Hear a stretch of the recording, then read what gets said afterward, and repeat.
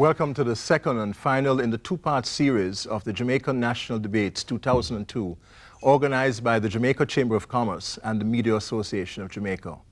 The debate will be conducted within the format and rules agreed on by the Debates Commission and the two political parties. From the studios of the Creative Production and Training Center, the CPTC, I am Ian Boyne, your moderator for tonight's Leaders Debate. The two participants in the debate are the Right Honourable P.J. Patterson, Attorney at Law and Queen's Counsel, Member of the Privy Council, Member of Parliament for Eastern Westmoreland, President of the People's National Party, and Prime Minister of Jamaica since 1992, and who has led the PNP to 2 consecutive victories in the general elections. The Right Honourable Edward Philip George Siago began his career as a member of the Legislative Council, now the Senate, in 1959 as the youngest member ever. He was appointed Minister of Government in 1962. Later, he became Leader of the Opposition and Prime Minister. He has been a leader of the JLP since 1974 and Member of Parliament for West Kingston for a record 40 years. As with the last debate, a coin was tossed earlier today to determine the order in which the participants would make their opening statement.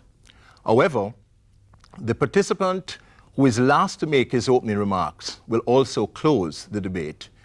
Tonight, the PNP will open, followed by the JLP. Our 2 panelists will direct questions to the leaders. All questions were developed solely by the panelists and are known only to them and the moderator. During the program, each team will have the time and the opportunity for rebuttals and the closing remarks. We now hear the opening remarks from Mr. Patterson. My fellow Jamaicans, next Wednesday, the people of this beautiful country will once again exercise their right to make a choice on the path we pursue and the hands which should guide the ship of state. That has been my responsibility, which I have exercised with colleagues who have sought to deal with the challenges which face every nation in the new global environment. We have at all times sought to discharge our duties and responsibilities with honesty and sincerity. Our ultimate goal being one to improve the quality of life for all Jamaicans. We have achieved a great deal, particularly in the development of infrastructure and in the social services, easing the burdens that have impacted on the less advantaged and vulnerable. We are not seeking a mandate for another term because of a search for political power as an end.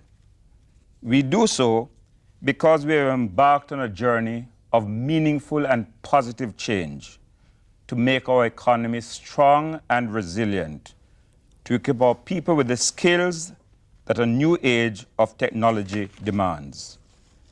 We have at all times sought to discharge our duties and responsibilities honorably, and we are ready to continue the building of our nation. Time up. It's now over to you, Mr. Siago. Good evening, everyone. The Jamaica Labour Party has watched with deep concern the events that have transpired over the past 10 years or more. And over this period, we have taken note of the fact that Jamaica has had virtually no economic growth. And we're the only country in the free world with that experience. Over this period, we have borrowed much more than is readily repayable. The debt, the national debt in 1988 was $33 billion. Today, it is some $600 billion, or nearly 20 times as much. Interest rates have crippled business expansion and job creation. The unemployment rate shows little or no improvement. Widespread business failures and financial failures have taken place. 40 financial institutions have collapsed. Virtually every sector of the economy is in decline or stagnating. Agriculture, every crop is in trouble. Manufacturing is in a continuous decline. Tourism is in crisis. Only the mining sector shows some slight ray of growth. The education system is still centered on educating a quarter of the students. Hence, 3 out of every 10 are illiterate when they graduate from primary school, 2 out of every 10 from secondary school, and 7 out of 10 have no passes at all. Crime has doubled, 10,000 killed. Corruption in office has been unprecedented. Time up, and now we take our first break of the evening, but afterward we'll be back with questions from our panelists.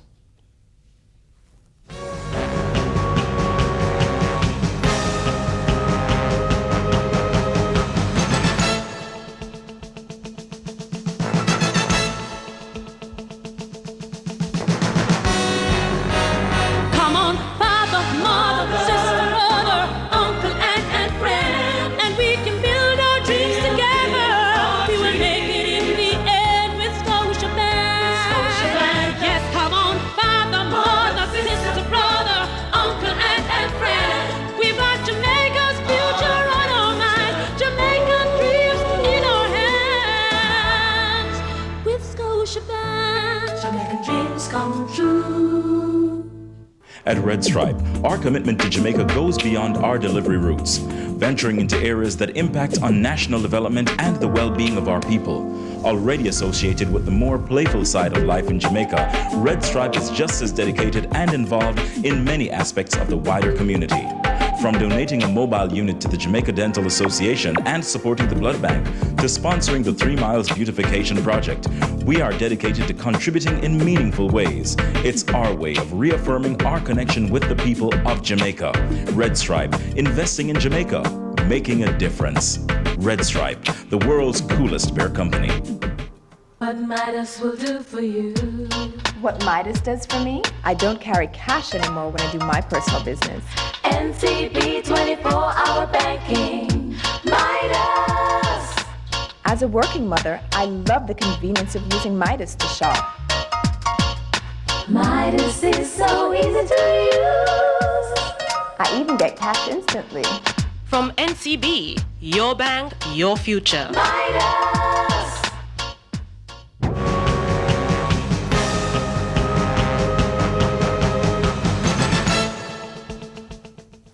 Welcome back to the Jamaica National Debates 2002. Now it's time to field questions from our panelists. With us is RJR's news editor, Moya Thomas, and Dr. Trevor Monroe, Professor of Government at University of the West Indies, Mona Campus, and President of University and Allied Workers Union. Professor Monroe, you have the first question first posed to Mr. Patterson. Mr. Patterson, former members of Parliament Heather Robinson and Bruce Golding have spoken of gunmen attached to the PNP and to the JLP respectively. And in the current campaign, Jamaicans have been shot and terrorized by gunmen in the name of the JLP and the PNP. Have you personally ever seen any of your supporters with what you suspected to be an illegal gun? And what are you personally doing to detach gunmen from your party now, and equally importantly, after the elections? I can say with my conscience totally clear and with the utmost veracity that I have never, in the course of my political campaigning, seen any person coming into my presence armed with an illegal weapon. That does not mean I do not have reason to believe or suspect that persons have in their possession illegal weapons. But I can recall my own campaign in my own constituency in 1980, when I was shot at. And when I returned to my campaign office, they said, "We must be armed."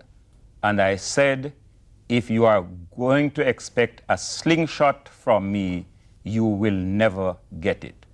We must take a resolute position on making sure that gunmen and persons engaged in illegal activities do not attach themselves on the fringes of the party or seek to influence the determination of the people in the course of any election campaign.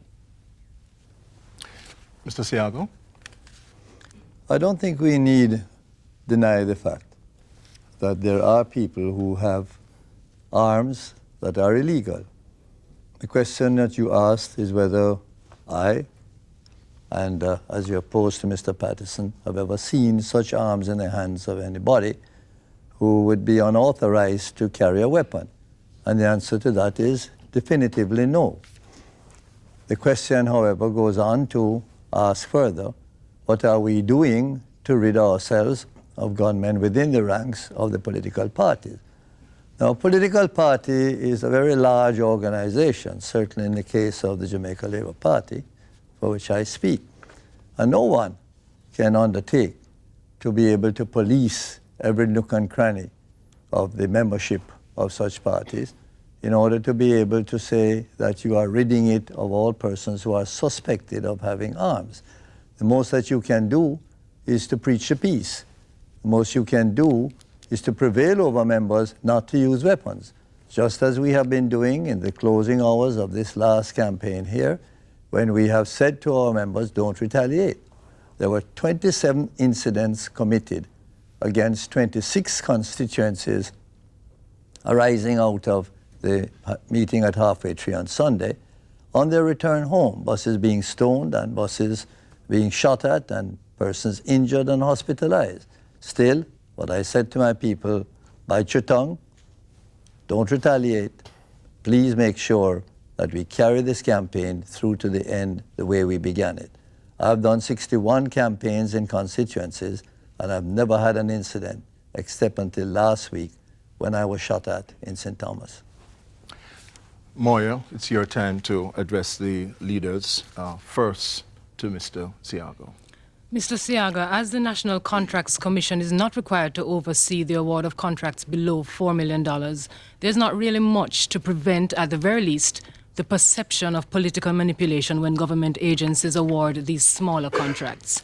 How would an administration under your guidance be prepared to plug those perceived loopholes? The award of public contracts is perhaps the mechanism most used for purposes of corruption.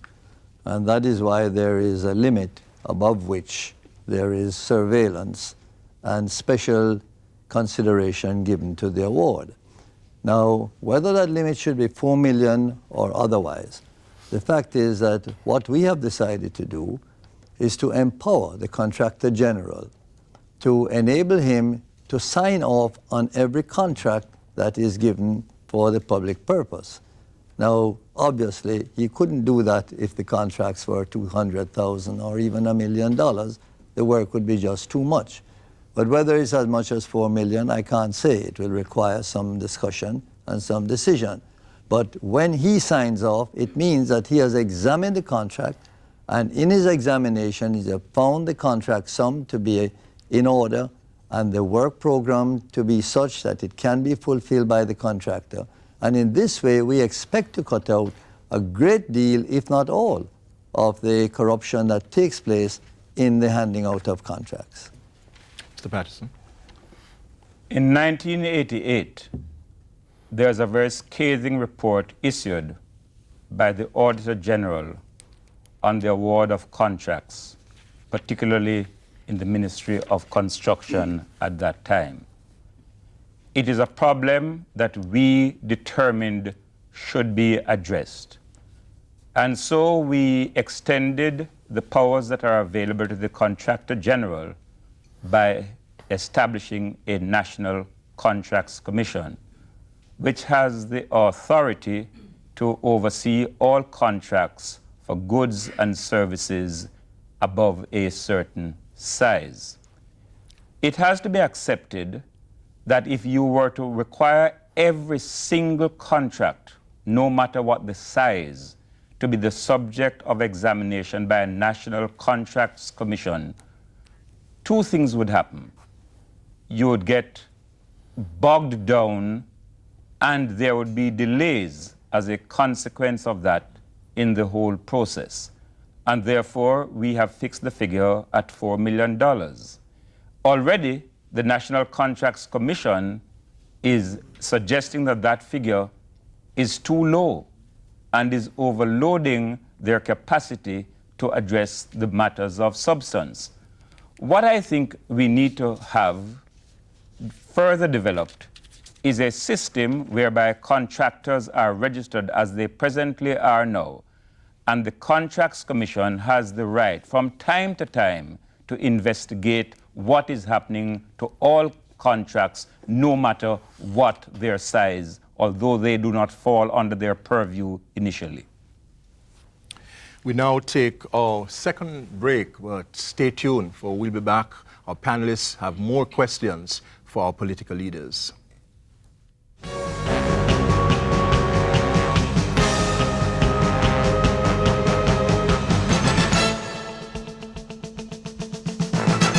Come on, father, mother, sister, brother, uncle, aunt, and friend, and we can build our dreams together. We will make it in the end with Scotiabank. Yes, come on, father, mother, sister, brother, uncle, aunt, and friend. We've got Jamaica's future on our minds, Jamaican dreams in our hands.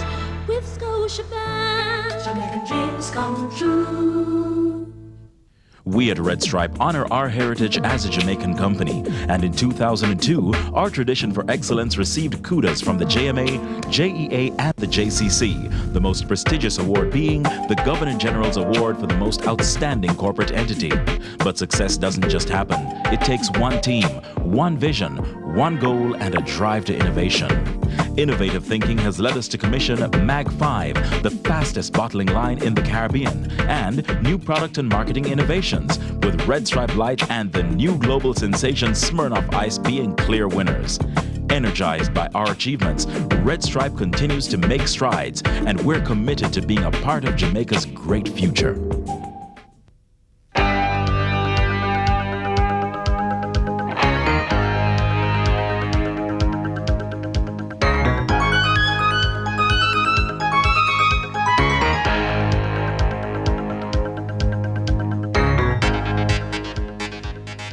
It's 10 minutes past midnight, and she's paying her utility and cable bills. Telemidas. Telephone banking anytime, anywhere, for people who need more time. Telemidas from National Commercial Bank.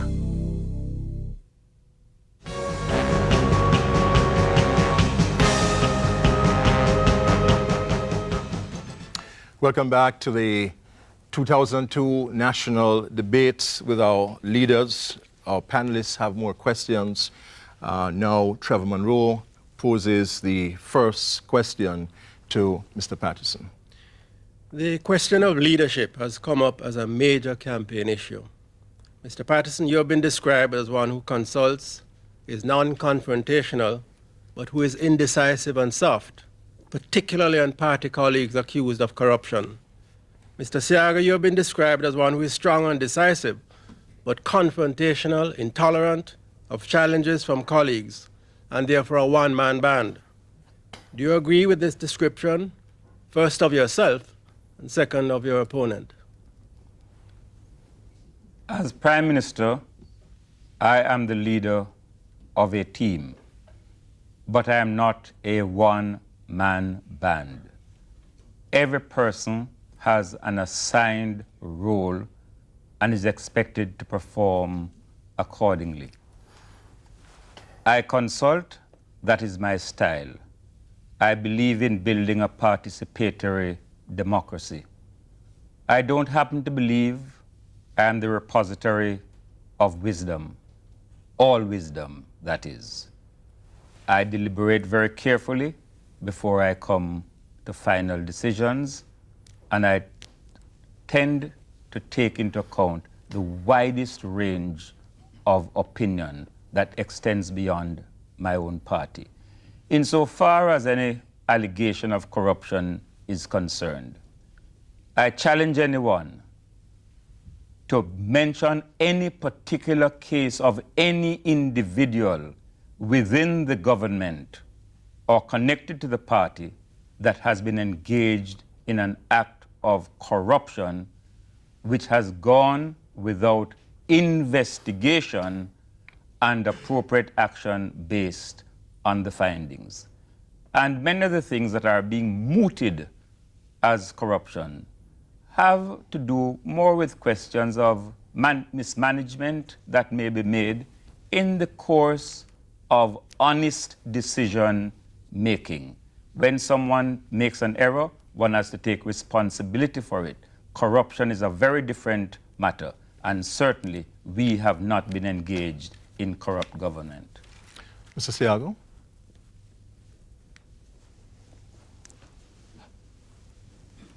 There has been a great change that has taken place in the Jamaica Labour Party. Over the 1990s, it was democratized to a far greater extent than it ever was before. In previous years, I had certain decision-making powers which I exercised as part of the party regime. In the 1990s, we set about to establish teamwork and committees to take the place of the unilateral